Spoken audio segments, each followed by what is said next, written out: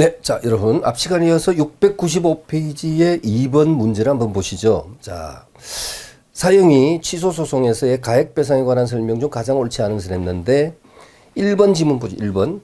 채권자가 사형이 취소권 행사해서 직접 수령한 가액배상금. 그래서, 사형이 취소권 행사해서 원상 회복을 할 수 있고, 예? 아니면 가액배상을 이제 채권자가 직접 수령할 수가 있겠는데, 이렇게 해서 수령한 가액배상금에 대해서 다른 채권자도 취소채권자를 상대로 채권액에 따른 안분액의 지급을 구할 수 있느냐. 자, 앞 시간에 나왔었죠, 여러분. 이 민사집행법상의 어떤 절차, 예? 민지법상의 배당 절차를 거치지 않고서는 다른 채권자가, 이 취소채권자가,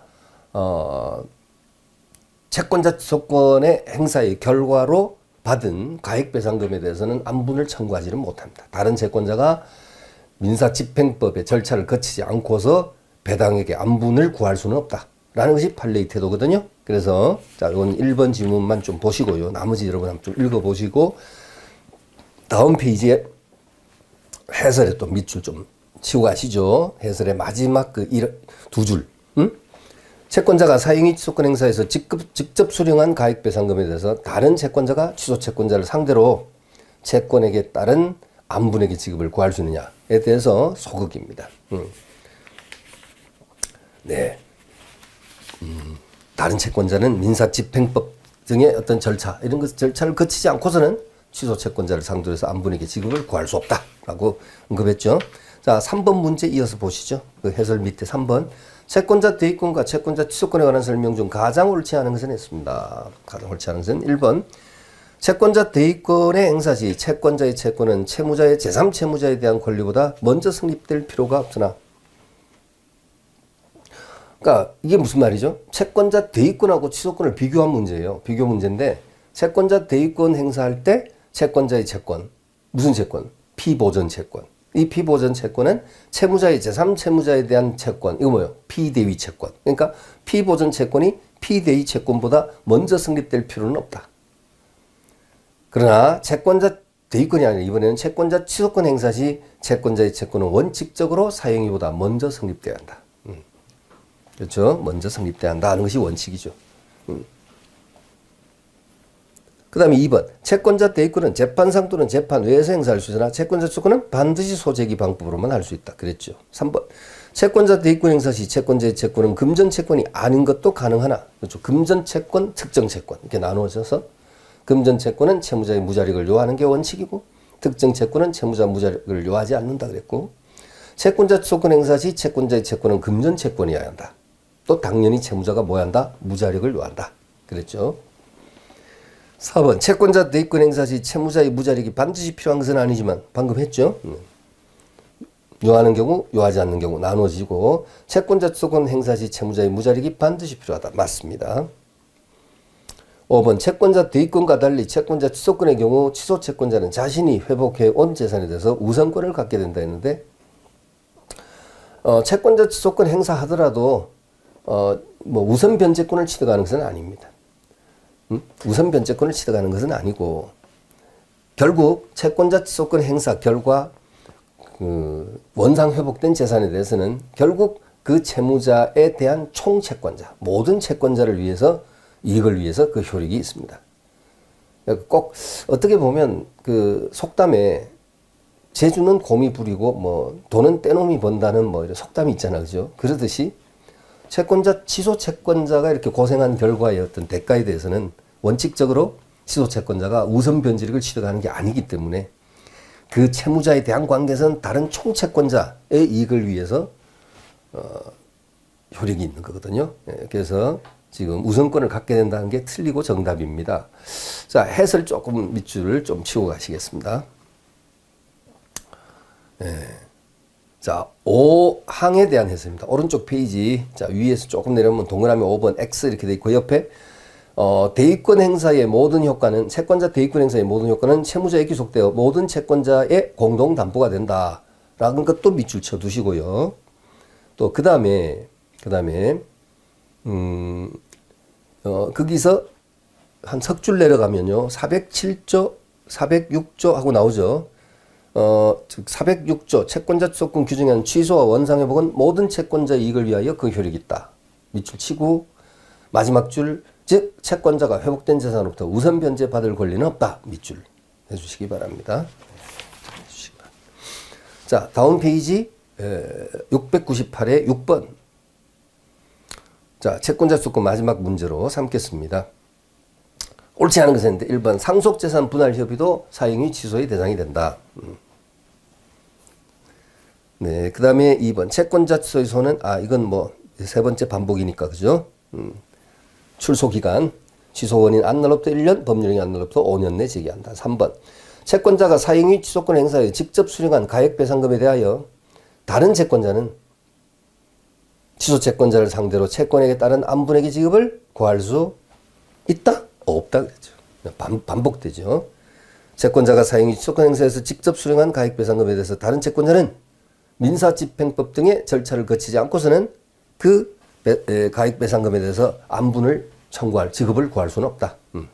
안분액의 지급을 청구하지는 못한다. 그 다음에 4번 여러 명의 채권자가 동시에 또는 시기를 달리하여 사용이 취소 및 원상회복 청구의 소를 제기하여도 중복재소는 아니다. 이거 또 조금 자주 반복되는 지문은 아니지만 좀 주의하시고요. 여러 명의 채권자가 동시에 또는 시기를 달리해서 사용이 취소 및 원상회복 청구의 소를 제기해도 중복재소는 아니다. 근데 채권자 대위권에서는 중복재소가 될 수 있다고 합니다. 예. 채권자 취소권에서는 중복재소가 아닌데 채권자 대위권하고 혹시 비교해서 문제가 나올 때 아까처럼 아까 채권자 대위권과 취소권 비교 문제 있었죠. 그런 문제 혹시 아까는 그 지문은 없었지만은 만약에 그런 지문에 구성이 되어 나올 때 뭐 여러 명의 채권자가 동시에 시기를 달리하여 사용이 및 원상회복 청구의 소를 제기해도 중복재소는 아니지만 채권자 대위권에서는 뭐 될 수 있다. 뭐 이런 식의 문장이 나오면 주의하시기 바랍니다. 옳습니다. 자, 그다음 5번 사행위 취소 소송에서의 수익자는 취소 채권자의 채권이 시효로 소멸했음을 주장할 수 있다. 취소 채권자의 채권이 시효로 소멸했음을 주장할 수 있다. 저는 오른편이고요. 판례에 의하면 적극이 적극 그렇습니다. 자, 이렇게 보시고 이제 다음 페이지 한번 넘겨보면 이제 다수 당사자의 채권 관계에서 뭐 불가분 채무, 불가분 채권, 연대 채무 이런 것들이 나오는데 보증 채무 이런 것들이 나오죠. 역시 유력한 것은 연대 채무나 보증 채무가 출제가 유력하죠. 연대 채무, 보증 채무 이런 부분. 자, 그러면은 700페이지로 넘어왔습니다. 제일 밑에 연대 채무 1번 문제 보겠습니다. 다수 당사자의 채권 관계에 관한 설명 중 가장 옳지 않은 것은 1번. 어느 연대 채무자가 변제기 있다 자기의 출제로 공동 면책이 됐을 때는 다른 연대 채무자의 부담 부분에 대해서 구상권을 행사할 수 있다. 맞죠? 또 연대 채무의 그림 앞에서도 한번 나왔지만 그림은 항상 이렇게 연상을 하죠. 자, 갑이 채권자고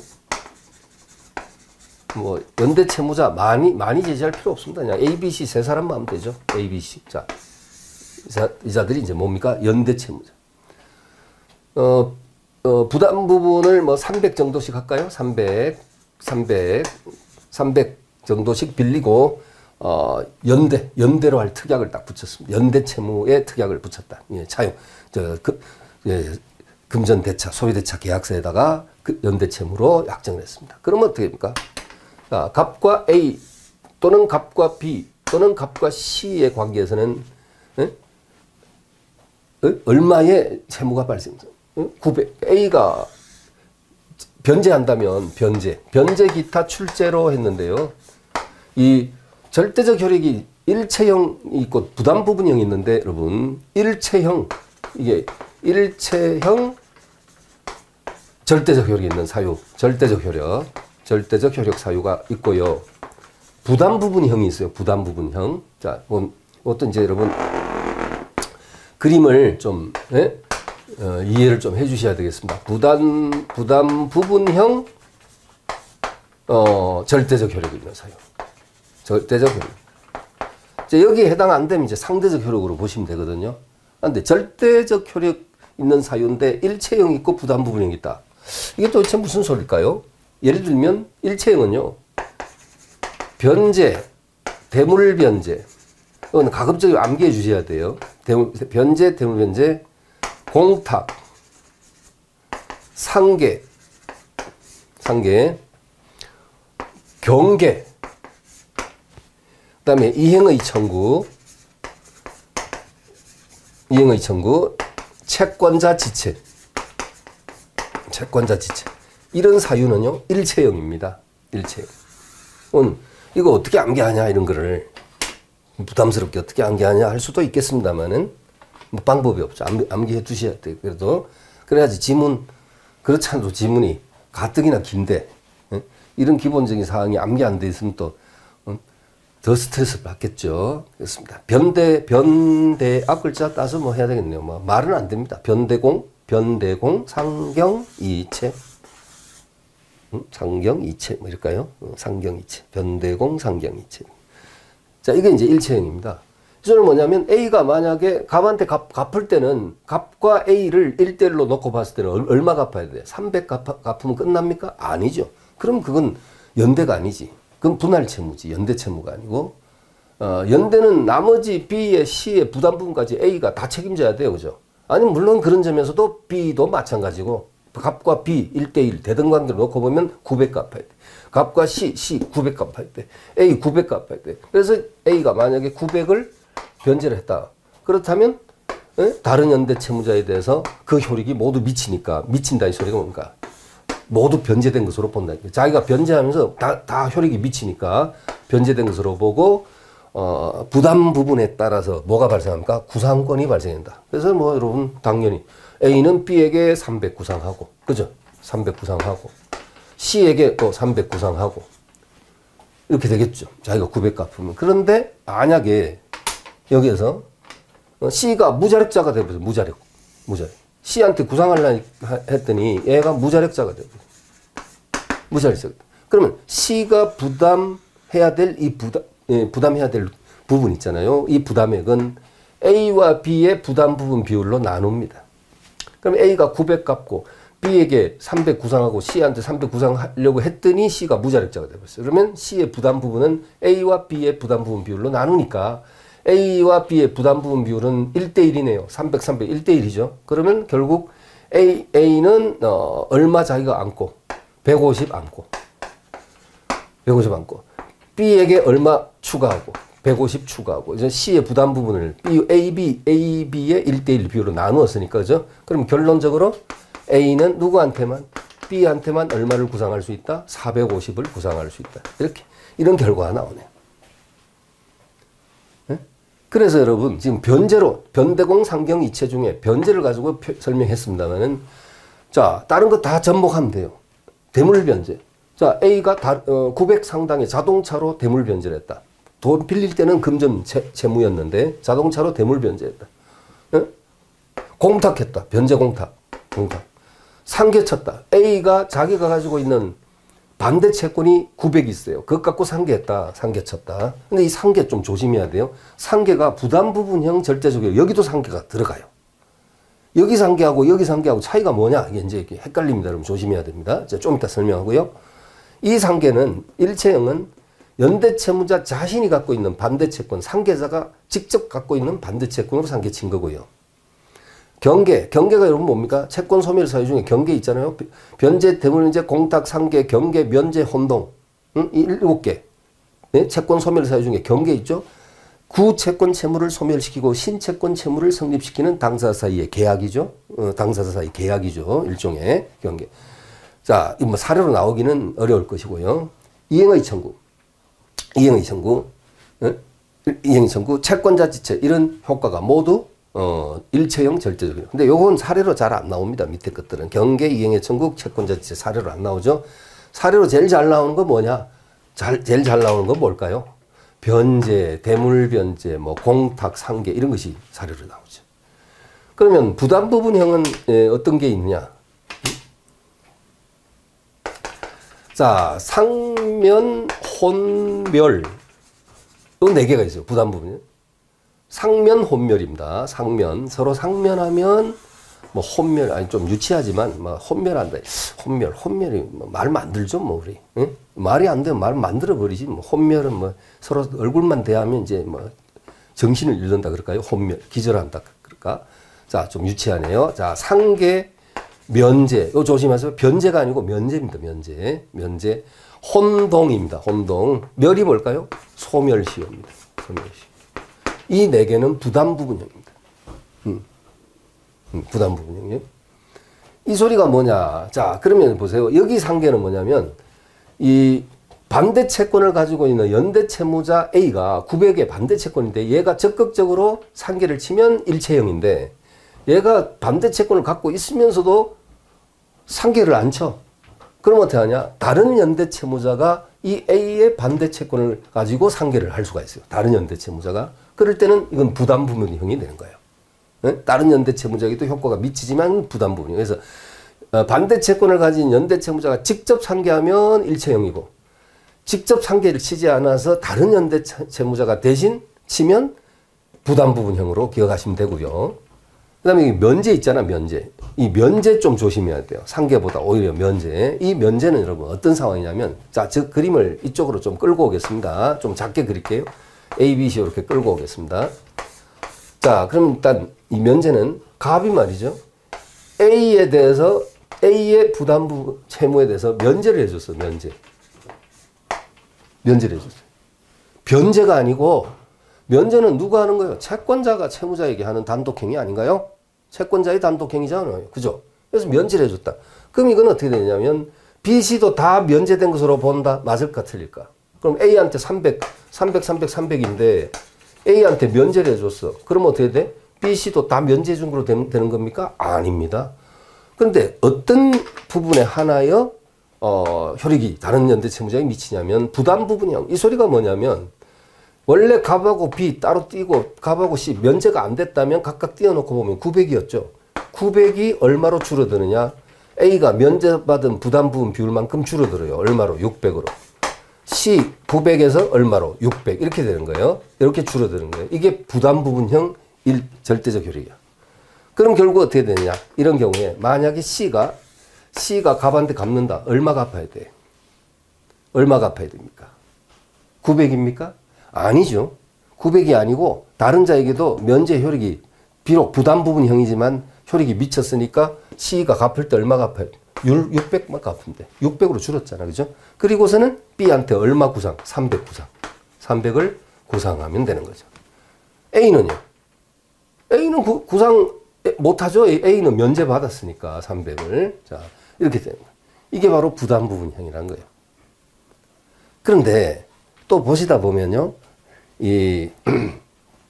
이건 채무면제거든. 사실은 요 앞에 이 표현이 없지만 채무면제거든. 채무면제. 근데 채무면제가 아니라 연대의 면제라는 게 있습니다. 연대의 면제. 이 또 헷갈립니다. 연대의 면제는 또 뭐냐? 그리고 연대의 면제 설명드리기 전에 여기 나와 있지 않은 사유가 만약에 거론되죠. 그러면 그건 상대적 효력으로 보시면 됩니다. 상대적 효력까지 나열해서 암기해야 되느냐? 그러기에는 너무 부담스러워요. 그러기에는 너무 스트레스 받습니다. 그러니까 이런 절대적 효력 있는 사유 이거 암기하는 것도 쉽지가 않은데, 그렇죠? 그러니까 여기 없으면 상대적 효력으로 판단하시면 됩니다. 네, 다른 연대 채무자인 그 효력이 미치지 아니한다. 이게 바로 뭡니까? 상대적 효력이고요. 다른 연대 채무자에게도 미친다면 절대적 효력이고요. 자, 그리고 이제 뭐를 마지막으로 좀 조심하시느냐면 연대의 면제라는 게 있어요. 자, 연대의 면제. 채무 면제가 아니고 연대의 면제라는 게 있다. 자, 이것도 그럼 그림으로 설명하면 연대의 면제는 이런 상황입니다. 자, 갑이 채권자고요. A, B, C가 연대 채무자입니다. A, B, C가 연대 채무자예요. 자, 그럼 300씩 부담 부분이 300씩이다라고 하고요. 연대 채무 관계. 자, 이렇게 여기까지 뭐 다시 한번 갖고 왔습니다. 그런데 여기서 만약에 갑이 A란 자에게 연대의 면제를 했다. 연대의 면제. 근데 연대의 면제라는 것은 어떤 의미냐면요. 여기 다시 또 쓸 필요 없겠죠. 예? 연대의 면제. 예? 뭐예요? 요거. 연대 면제. 이거 연대 면제라는 것은 뭐냐면, 쉽게 표현하면, 원래 연대채무라는 것이 ABC, 눈에 보이진 않지만 ABC 발목에 족쇄를 채운 거죠. 응? ABC 연대채무자의 발목에다가 족쇄를 채운 거야. 응? 니들끼리는 연대로 채무 부담해. 부담스러운 거예요. 연대채무 여러분 아시다시피 분할 채무에 비해서는 연대채무는 채권자의 채권을 담보력이 강화된 거예요. 강화된 거. 분할 채무 같으면 A는 자기 300만 갚으면 책임을 피할 수 있잖아. 근데 연대가 되면 어떻게 돼요? 300만 책임지고 끝난다? 아니잖아요. 1대1 대등 관계로 보면 뭐가 됩니까? 900 부담이라죠. 그리고 얘기가 약간 벗어나지만 여러분, 공동임차인의 임대인에 대한 채무는 뭐예요? 공동임차인의 임대인에 대한 채무는 연대채무입니다. 쉽게 예를 들면, 뭡니까? 고시원이나 이런 데도 1인 1실짜리가 있고, 요즘은 대부분 다 1인 1실이겠죠. 그죠? 근데 예전에는 약간 큰 거 2인 1실 해가지고, 그럼 이제 고시생들이 돈이 없잖아요, 여러분.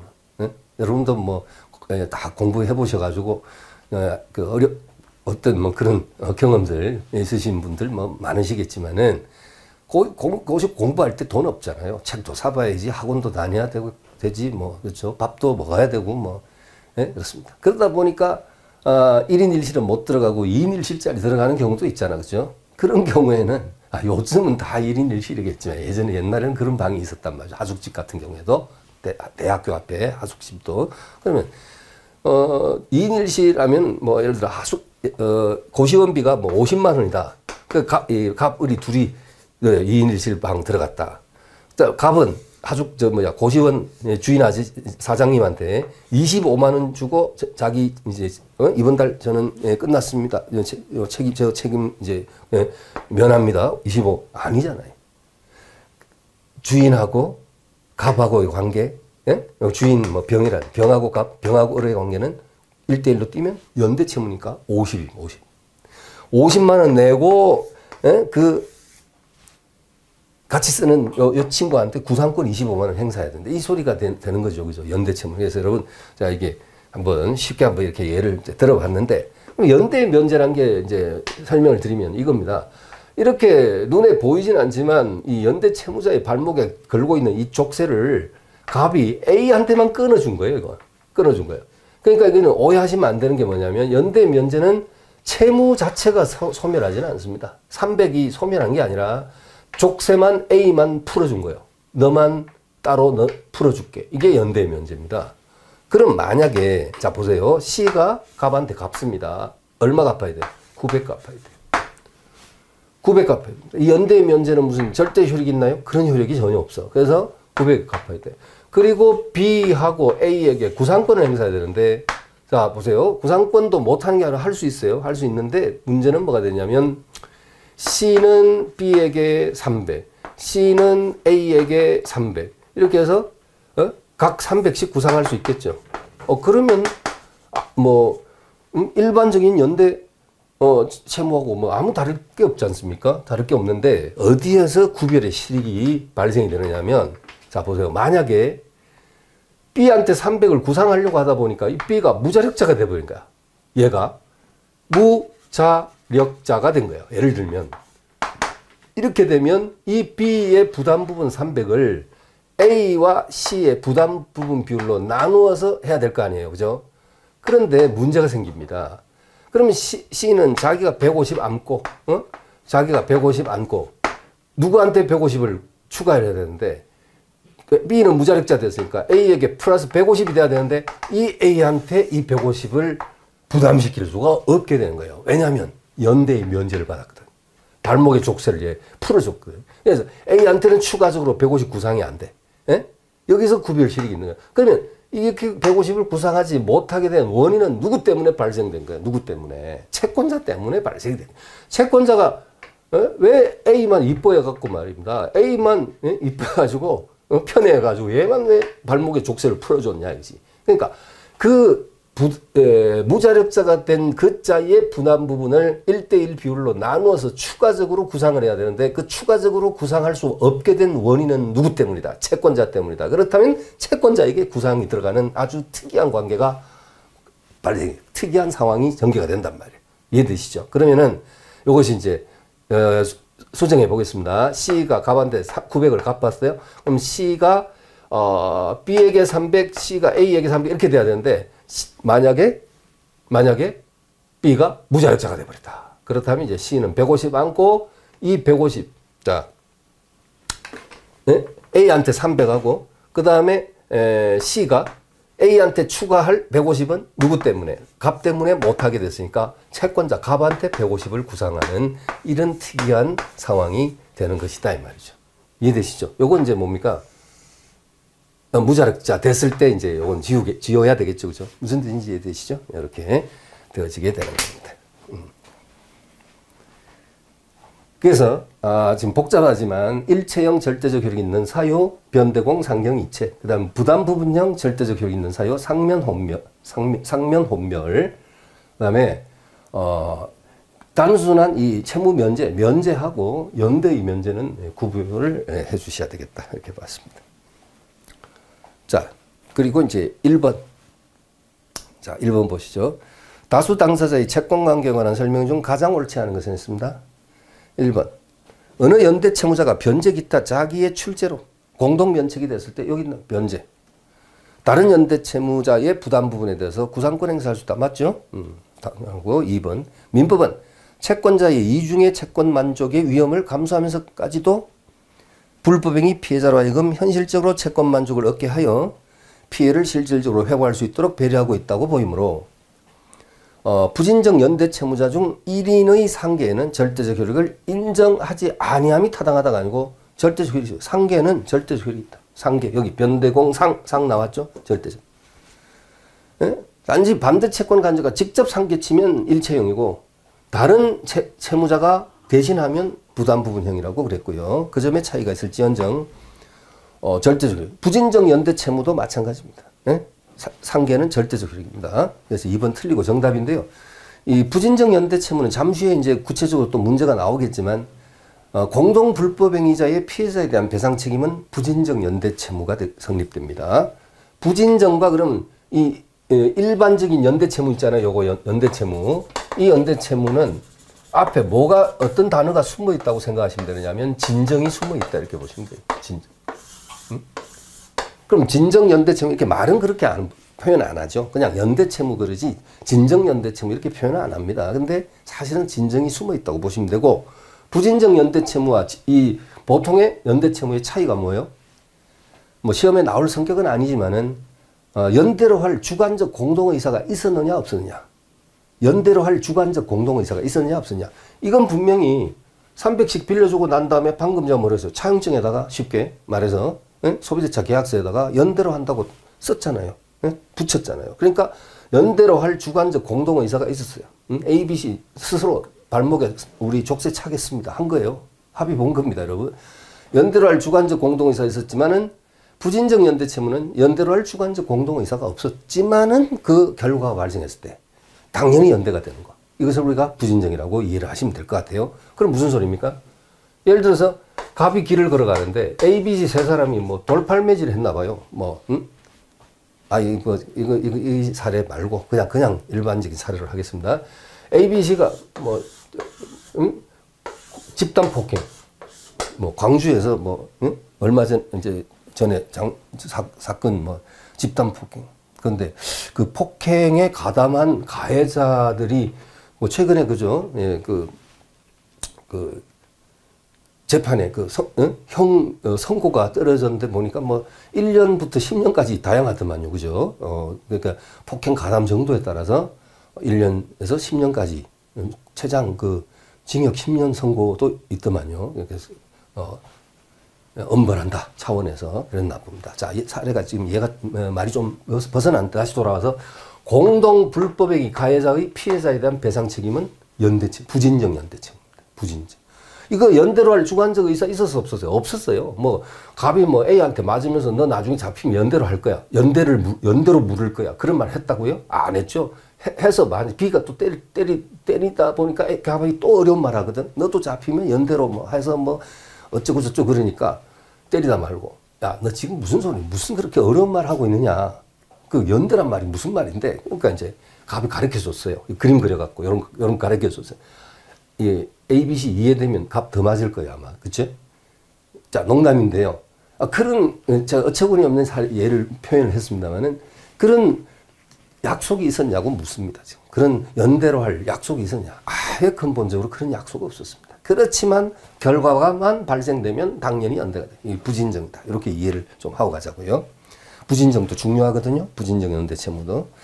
자, 2번 정답이고요. 3번 보증인은 주 채무자의 항변으로 채권자에게 대항할 수 있고. 자, 이 보증 채무는 또 그림을 여러분 연대는 보십시오. 채권자 딱 놓고 채무자를 이렇게 대등선상에 놓은 거예요. 대등선상에 놓는데 요거 지워도 되죠. 요 부분 지우고 보증 채무를 그림을 그릴 때는요. 이렇게 하셨대. 물론 이제 뭐 채권자를 갑쪽으로 해도 되는데 이렇게 할까요, 여러분? 그렇죠. 이렇게 보증 채무는요. 이렇게 갑 채권자, 갑을 채권자로 하는 게 좋겠죠. 을 채무자. 그 다음에 이제 이렇게 45도 각도로 내려가지고 병 이렇게 해서 보증인 이렇게 이 그림을 항상 머릿속에 떠올려 주셔야 돼요.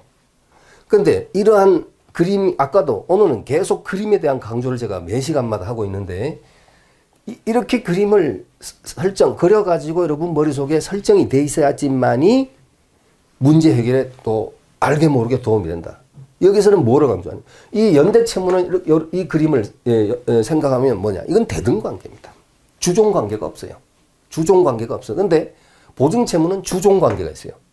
그래서, 이 채무자를 보증 채무에서는 을을 주라는 말을 넣죠. 주채무자 그리고 보증인. 그러면 왜 주종 관계에 있단 말이에요. 주종의 관계에 있어요. 그럼 주종의 관계에 있다는 소리는 뭐냐면 부종성이라는 성격이 있어요. 부종성. 운명을 같이 하는 성격입니다. 그래서 만약에 주채무가 소멸시효가 완성되어 소멸하죠. 예를 들면 그러면 보증 채무에도 그 효력이 미친다. 보증 채무도 소멸하는 수로 봐야 된다. 그리고 보증인은 주 채무자의 채권자에 대한 항변을 가지고 얘가 대항할 수 있어. 채권자한테. 무슨 얘기인지 아시겠죠? 왜냐하면 보증인은 순수하게 채무자를 위해서 이렇게 희생을 한 거예요. 희생을. 그렇잖아요. 채무자를 위해서 희생을 한 거죠. 그렇기 때문에 주 채무자가 만약에 채권자에 대해서 뭔가 항변할 사유가 있다면 그거 항변할 사유가 있는데 즉 소멸시효를 항변할 수 있는데 안 하고 있으면 보증인이 자기가 나서서 할 수 있단 말이에요. 왜냐? 자기한테 영향을 미치니까. 여러분 이해되시죠? 그래서 이런 주종 관계를 또 보증 채무에서는 연상을 해 주시고요. 이왕 말 나온 김에 왜 여러분 그 민법 총칙에서 사건의 종류 공부할 때 보증인의 최고금색의 항변권 했지 않습니까? 그죠? 최고금색의 항변권. 앞에서 제가 설명 안 한 것 같기도 하고. 그런데 그 최고금색 항변권을 아시다시피 최고의 항변권이라는 게 뭐예요? 채권자가 보증인한테 당신 책임지시오. 주 채무자가 돈 안 주고 지금 계속 피해 다니는데 당신이 지금 책임져야 되겠어. 라고 하니까 이 보증인이 난 보증 서준 사람에 불과한 사람이요. 돈 빌리기는 주 채무자, 을이 빌렸으니까 을한테 재산이 있으니까 을한테 돈 달라고 해보시오 하고 1차 방패를 세우는 이걸 뭐라 한다고요? 최고의 항변권이라고 그랬죠. 그 다음에 채권자가 주 채무자에게 또 돈 달라고 또 안 주지. 그러니까 보증인한테 당신이 또 책임져야 되겠어. 두 번째 화살 쏘아오죠. 두 번째 화살 쏘아오면 또 보증인은 두 번째 방패를 세웁니다. 그 화살을 막을 수 있는 두 번째 방패가 뭐냐? 주 채무자에게 재산이 있다니까 돈 달라 해서 안 주면 주 채무자 재산에 강제 집행을 해보시오. 강제 집행 해보시오.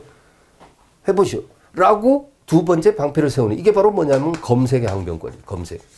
그래서 보증에게는 최고 검색의 항변권이라는 것이 있는데 이 최고 검색의 항변권이 인정되는 이걸 또 무슨 성격이라냐면 이걸 보충성이라고 그럽니다. 여러분. 자, 뭘 한다고요? 보충성. 아까 부종성 뭐였어요? 주 채무가 소멸하면 보증 채무도 따라서 영향을 미친다. 따라서 소멸한다. 이게 부종성이면 보충성은 보증인에게 최고 검색 항변권이 인정되는 이것을 보충성이라는데 보충적이다 이 말이에요. 보증인 난 보충적인 사람이다 이 말이에요. 그래서 이게 보충성인데 이 보충성은 단순 보증 채무에서만 인정되고요. 연대 보증 즉 역시 여기도 마찬가지. 자 채무자와 보증인의 발목에다가 표현이 좀 그렇죠 여러분. 발목 하니까 발목에다가 뭐 우리가 이해하고 암기를 해야 되는데 뭐 수단방법 가릴 이유가 없잖아. 그죠? 채무자와 보증인의 발목에 눈에 보이지 않아도 족쇄를 딱 채운 이것이 바로 뭐냐? 연대 보증이라 그러지 않습니까? 연대 보증. 연대 보증에서는 보충성이 있느냐? 없습니다. 보증액에 보충성이 없다.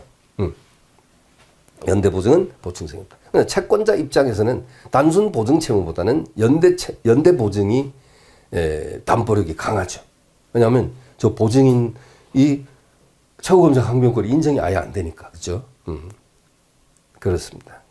그러면 보증 채무와, 자, 우선 이번 시간에, 연대 채무에서의 절대적 효력과 절대적 효력에서 일체형과 부담 부분형, 그리고 연대의 면제, 그리고 부진적 연대 채무와 보통의 연대 채무의 차이점, 그리고 보증 채무의 모습, 그리고 보증 채무에서도 단순 보증 채무와 연대 보증의 차이점, 이런 것에 대해서 설명을 지금 했습니다. 자, 일단 문제 이어서 계속 나가시죠.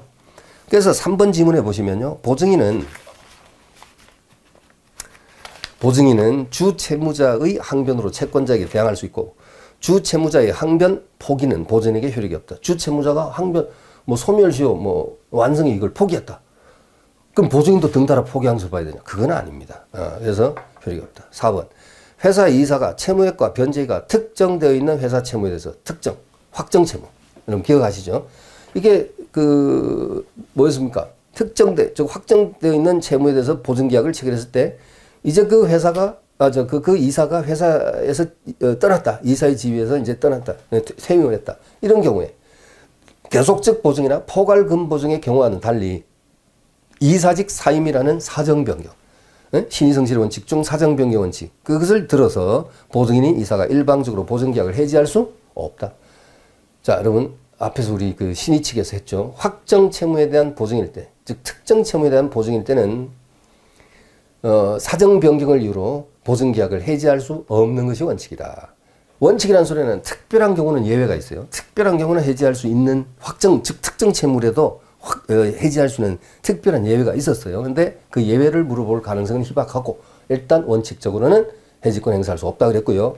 그다음 반면에 뭡니까 여러분? 불확정 채무, 즉 특정되어 있지 않은 불확정 채무에 대한 보증일 때, 불확정 채무에 대한 보증일 때는 사정 변경을 이유를 들어서 보증계약을 해지할 수 있다 그랬지 않습니까? 자, 그렇게 이제 해주시면 되고, 거기서는 이제 예외가 없고요. 그러면 4번은 어때요?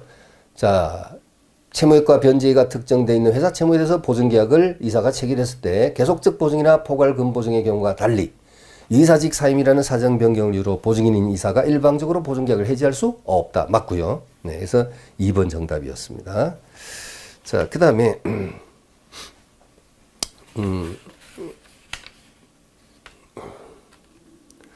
그 2번 문제도 좀 쉬운 문제지만, 그죠? 2016 능력, 자, 시험.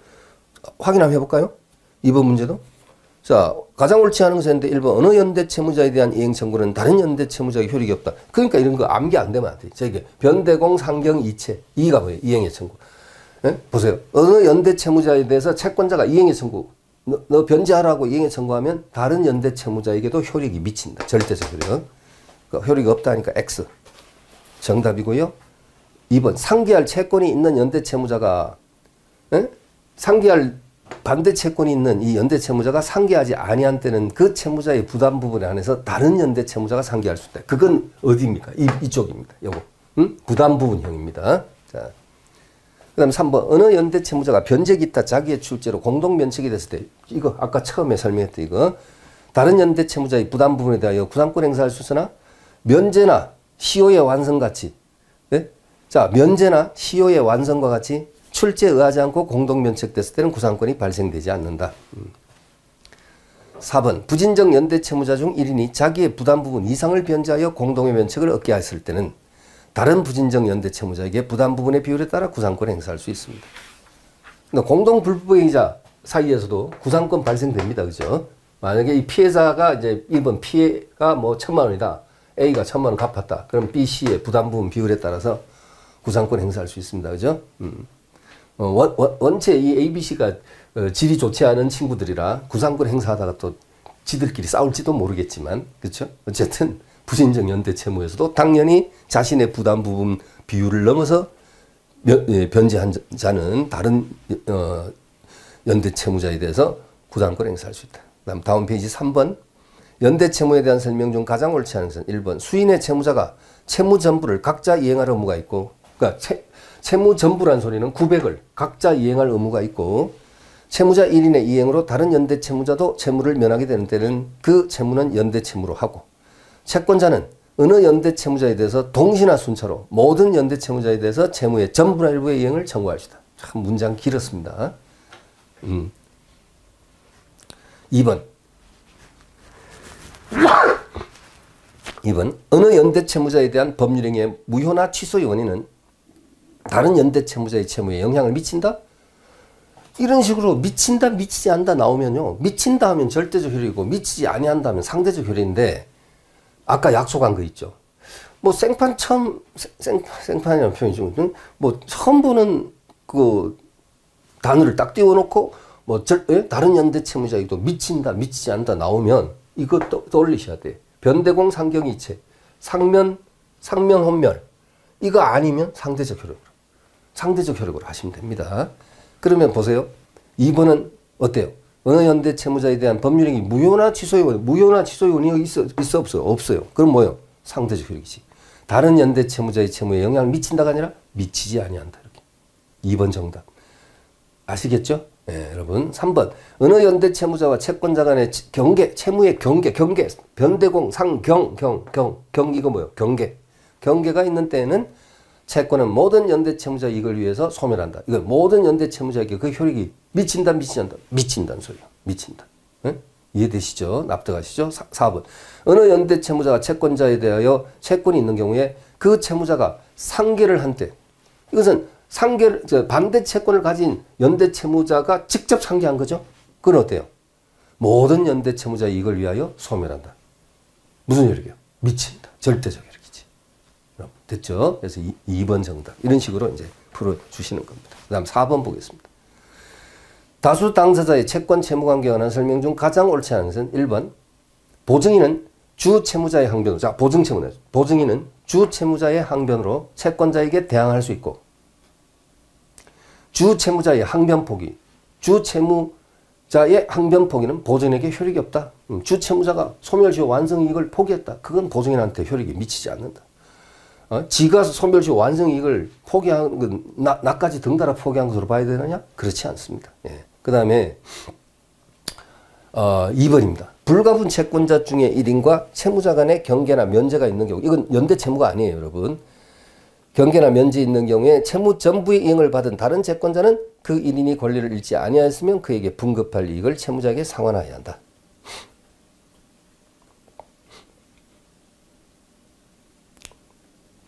네, 들었습니다. 그러니까 이건요, 불가분 채권.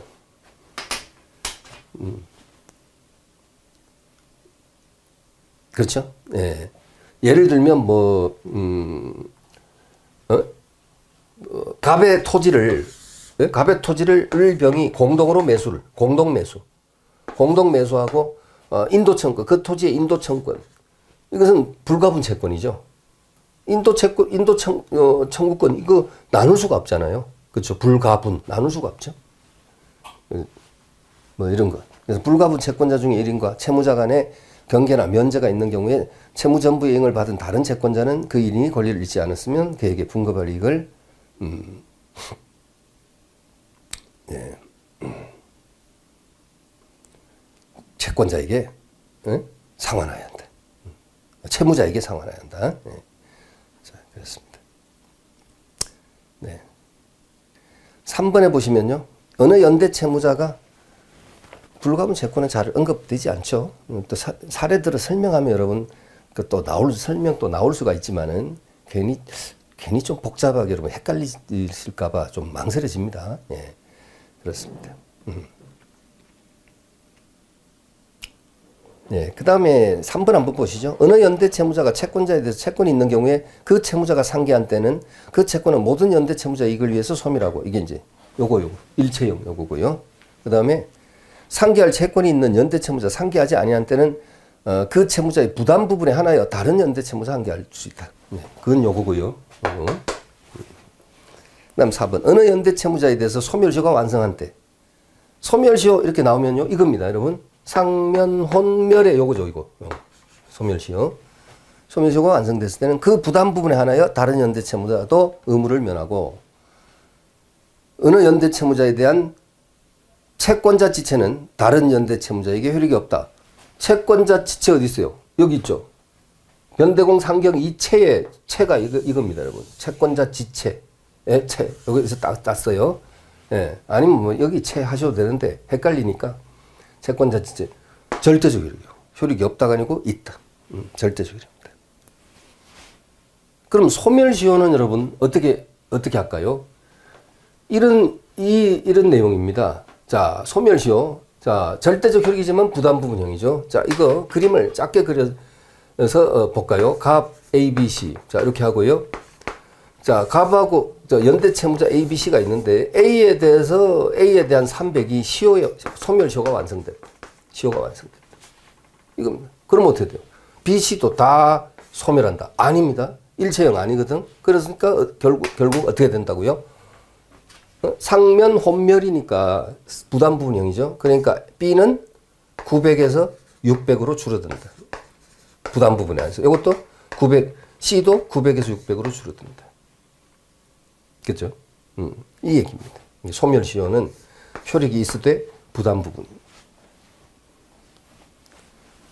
자, 그래서 4번 틀리고 정답이고요. 5번 취소의 원인 있는 채무를 보증한 자가 보증계약 당시에 원인 있음을 안 경우에 주채무의 불이행 또는 취소가 있을 때는 주채무와 동일한 목적의 독립채무를 부담한 것으로 본다. 네. 일단 뭐 2번이나 뭐 5번 이런 것은 거의 들러리라고 봐야 되겠죠, 여러분. 딱 결정적으로 답은 요런 이게 여러분 기억이 되어 있느냐 이걸 이제 묻는 거죠. 네. 그다음에 5번 문제요. 연대채무자 1인에 생긴 사유로 절대적 효력이 있는 것이 아닌 것은 이런 식으로 뭐 단순하지만 이제 암기되어 있는지 물어보는 겁니다. 이행의 청구 끝에 보세요. 끝에 이행의 청구 2번 채권자 지체 3번 경계 4번 가압류. 가압류 없죠? 가압류 정답. 가압류 절대적 효력 없습니다. 네.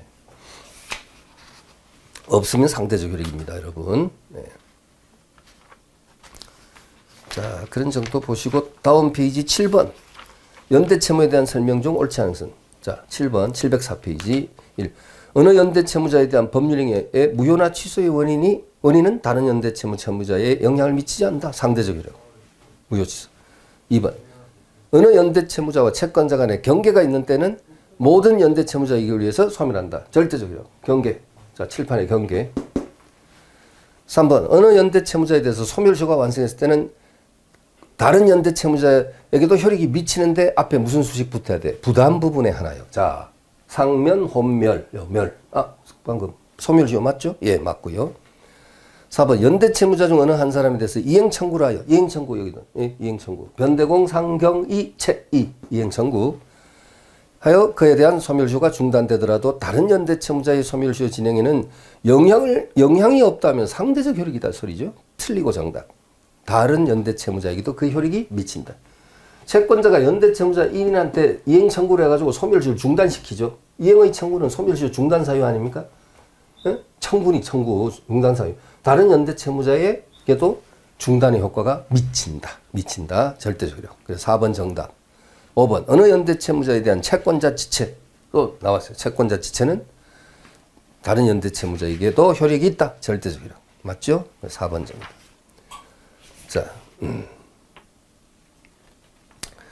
자, 그 다음에 707페이지, 706페이지 부진정 연대채무는 1번 지문만 한번 볼까요? 부진정 연대채무.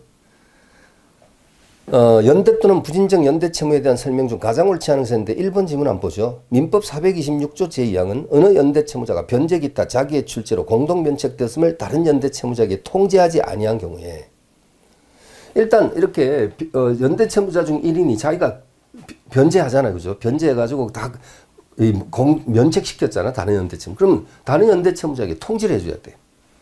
통지를 해줘야 됩니다.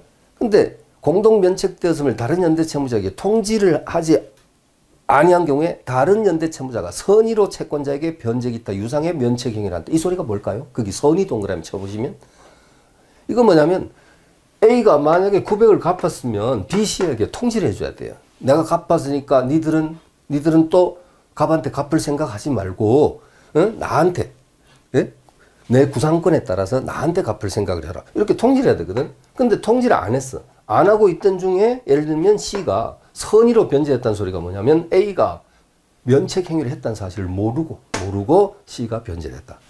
이런 경우에는요. 선의로 채권자에게 변제기 때 유상의 면책 행위를 한 때는 그 연대 채무자는 자기의 면책 행위의 유효를 주장할 수 있다. 얘가 변제한 것이 유효한 변제로 주장을 할 수 있다는 거예요. 그렇죠? 이렇게 됐습니다. 라고 규정하고 있다. 자, 부진정 연대 채무에 해당하는 공동 불법행위로 인한 손해배상 채무에 있어서도 연대 채무의 경우와 마찬가지로 과실 없는 변제자를 보호할 필요가 있으므로 위 규정이 유추 적용된다는데 부진정 연대 채무에서는요. 이 공동 불법행위로 인한 손해배상 채무에서는요. 이 통지에 관한 민법 이 규정 유추 적용되지 않는다는 게 판례의 태도입니다, 여러분. 이런 것이 좀 어렵고 헷갈릴 수가 있는데 지금 그 706페이지 제일 밑으로 내려가 보면요. 밑에서 두 번째 줄입니다. 해설의 밑에서 두 번째 줄에 보면 이와 같이 자, 줄 쳐주세요. 제가 부르는 부분. 출연 분담에 관한 주관적인 밀접한 연관관계가 없고 뭐가요? 이 부진정 연대 채무는요.